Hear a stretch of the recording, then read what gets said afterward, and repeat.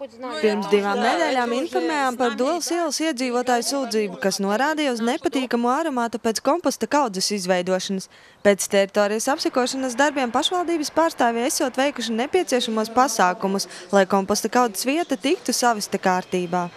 Esmu secinājusi, ka tā gluži nav, ka no tās vietas nepatīkama smaka ir, bet tomēr es biju uzaicinājusi aģentūras Malkanas darbiniekus, atbildīgas personas, kuras atbild par to lapu novietošanas vietu.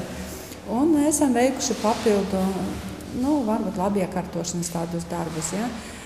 Esam melnzemi tur atveduši un to zāli esam aiztaisījuši ciet un esam iztaisījuši vēl papildu tādas lietas novadīšanas darbus esam veikuši. Tomēr arī pēc šo darbu veikšanas nepatīkamā smaka vēl joprojām virmo Dolas ielā. Kā izrādās, iemesls neesot tālu jāmeklē – notekūdeņa attīrīšanas iekārtas. Pastiprinātajai smakai iespējams esot pat vairāk iemesli, tajā skaitā mainīgās vēja plūsmas.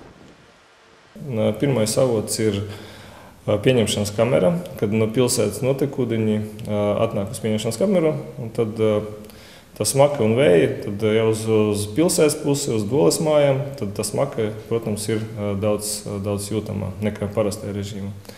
Otrais avots, tas ir asinizācijas mucas, ko ved no privātajām mājām.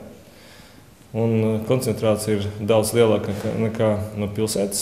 Un droši vien, ka tas dēļ tā, ka sāk biežāk braukt mucas, tā smaka var arī parādīties biežāk. Nepatīkamu aromātu izraisot arī pirmreizējo nostādinātā iztukšošana, atgriežot aizbīdņus. Un pēdējais avots, tas ir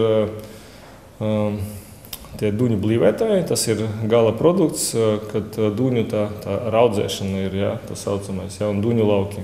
Un tas ir tas pēdējais avots. Attīrīšanas iekārtu rekonstrukciju plānots pabeigt 2015. gadā. 68. gadā būvētās iekārtas savu esot nokalpojušas. Paredzēts, ka modernākas un slēgtākas iekārtas samazinās nepatīkamu aromātu Dolas ielas iedzīvotājiem. Laura Liepiņa, Zana Tereško, Ogres televīzija.